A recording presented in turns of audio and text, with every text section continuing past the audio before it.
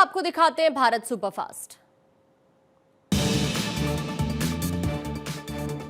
PM Modi की अध्यक्षता में हुई मंत्रिपरिषद की बैठक, सरकार की रणनीतियों समेत कई अहम मुद्दों पर काउंसिल की बैठक में चर्चा। मोदी 3.0 में मंत्रिपरिषद की यह पहली बैठक। मंत्रिपरिषद की बैठक में पीएम मोदी ने सौंपी टास्क, केंद्र की जन कल्याणकारी योजनाओं को आम जन तक पहुंचाने के निर्देश दिए। 100 दिनों में प्रचार प्रसार का रोडमैप तैयार करने के आदेश। मोदी कैबिनेट की बैठक में 12 औद्योगिक क्षेत्रों के विकास को मंजूरी दी गई। देश के 234 नए शहरों में खुलेंगे 730 एफएम चैनल। रेल मंत्रालय की 3 परियोजनाओं को भी मंजूरी मिली। कैबिनेट फैसलों को लेकर पीएम मोदी का एक्स पर पोस्ट, 12 औद्योगिक शहर बनाने का महत्वपूर्ण फैसला लिया है। 3 नए रेलवे प्रोजेक्ट को मंजूरी मिली। इससे बुनियादी ढांचे को बढ़ावा मिलेगा, लोगों के लिए रोजगार के अवसर पैदा होंगे। जेएमएम से इस्तीफा देने के साथ ही चंपाई का हरे रंग से हुआ मोहभंग। सरायकेला में उनके घर को हरे की जगह भगवा रंग से रंगा गया। 30 अगस्त को चंपाई थामेंगे बीजेपी का दामन। चंपाई सोरेन ने जेएमएम से इस्तीफा दिया। पार्टी सुप्रीमो शिबू सोरेन को चिट्ठी भेजकर सभी पदों से त्यागपत्र दिया। मंत्री पद छोड़ा, विधानसभा से भी इस्तीफा दिया। राहुल गांधी ने दिल्ली में डीटीसी बस में किया सफर। टिकट खरीदकर बस में बैठे यात्रियों से बात की, ड्राइवर और कंडक्टर से समस्याएं जानी। हरियाणा में विधानसभा चुनाव लड़ने की कवायद में जुटी सिरसा सांसद कुमारी शैलजा को बड़ा झटका। आलाकमान ने बड़ा फैसला लिया। कांग्रेस के सांसद नहीं लड़ेंगे विधानसभा चुनाव। कुमारी शैलजा ने चुनाव लड़ने की इच्छा जाहिर की थी।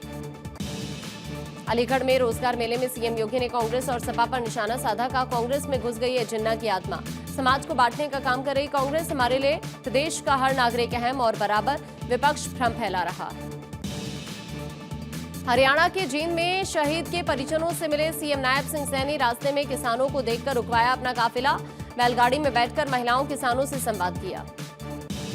Kolkata doctor rape murder case पर राष्ट्रपति द्रौपदी मुर्मू ने कड़ी प्रतिक्रिया दी। स्टेटमेंट जारी कर कहा, बस अब बहुत हुआ, मैं निराश और भयभीत हूं, बेटियों के खिलाफ अपराध मंजूर नहीं। बंगाल में बीजेपी के बुलाए बंद के दौरान कार्यकर्ताओं पर हुई पुलिसिया कार्रवाई पर बीजेपी ने ममता सरकार पर निशाना साधा। सुधांशु त्रिवेदी ने कहा, बंगाल में सरकार की संवेदना खत्म हो गई है, चरम पर है तानाशाही, लेकिन विपक्षी नेता चुप है। ममता बनर्जी पर असम सीएम ममता ने बोला हमला, कहा असम को धमकाने की आपकी हिम्मत कैसे हुई। ममता ने कहा था बंगाल जलाने की कोशिश ना करें, असम समेत पूरा देश जल उठेगा। पश्चिम बंगाल में बीजेपी के बुलाए बंद के दौरान जमकर बवाल हुआ। बीजेपी के कई नेताओं को पुलिस ने हिरासत में लिया। कई जगह बीजेपी और टीएमसी के कार्यकर्ता आपस में भिड़े। बीजेपी का आरोप, प्रदर्शन को जानबूझकर हिंसक बनाने की कोशिश हुई। बीजेपी के बंद पर सीएम ममता बनर्जी ने कहा, बीजेपी अहंकारी और भ्रष्टाचारी party. UP, MP, Bihar, Rajasthan में भी ऐसी घटनाएं हुई हैं। बंगाल को बदनाम करने की साजिश। शुभेंदु अधिकारी ने बंगाल में बीजेपी के बुलाए बंद को कुचलने के लिए पुलिसिया कार्रवाई की आलोचना की। शुभेंदु अधिकारी का आरोप, कहा वो गुंडों और रेपिस्टों को संरक्षण दे रही हैं। बंगाल की मौजूदा हालात पर सुकांत मजूमदार ने अमित शाह को चिट्ठी लिखी। बंगाल की कानून व्यवस्था पर चिंता जताई। ममता को बताया देश विरोधी। लिखा, ममता के स्टेटमेंट से राज्य में अशांति की आशंका। कोलकाता कांड को लेकर आरजी के एमसी के पोस्ट प्रिंसिपल संदीप घोष की सदस्यता आईएमए ने सस्पेंड की। एफएआईएमए ने की थी आईएमए से सदस्यता रद्द करने की मांग, आईएमए ने कार्रवाई की। गुजरात के द्वारका में भारी बारिश के बाद सड़कें बनी समंदर। कई इलाकों में बाढ़ में फंसे लोगों को रेस्क्यू किया गया। बोट की मदद से एनडीआरएफ की टीम राहत बचाव कार्य में जुटी। गुजरात और राजस्थान में भारी बारिश के बाद बाढ़ जैसे हालात, सड़क पर जल सैलाब देखने को मिला। घरों में घुसा बाढ़ का पानी, हजारों लोगों को रेस्क्यू किया गया। हेलीकॉप्टर से पहुंचाई जा रही है मदद। जम्मू कश्मीर के रामबन इलाके में बादल फटने से तबाही मची। मलबे में दबकर 3 लोगों की मौत, 4 के लापता होने की खबर। एनडीआरएफ की टीम का रेस्क्यू ऑपरेशन जारी।